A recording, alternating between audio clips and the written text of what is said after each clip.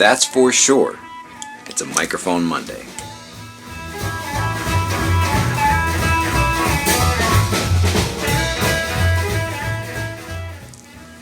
Welcome again to another Microphone Monday here. I'm Dennis Groening with Badass Harmonica.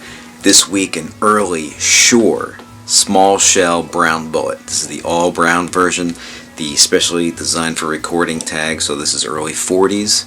The original crystal was dead, as most of these are. I replaced it with a vintage Japanese crystal element, fat tone, nice raspy, crisp highs, but a nice full warm bottom end on this. I got to go through a lot of crystals to find good ones, especially the Japanese ones. They're usually really bright and thin tone. Not this one. Check out this early small shell Shure brown bullet. That's a mouthful. On this Microphone Monday, hopefully everybody's staying safe, everybody is well.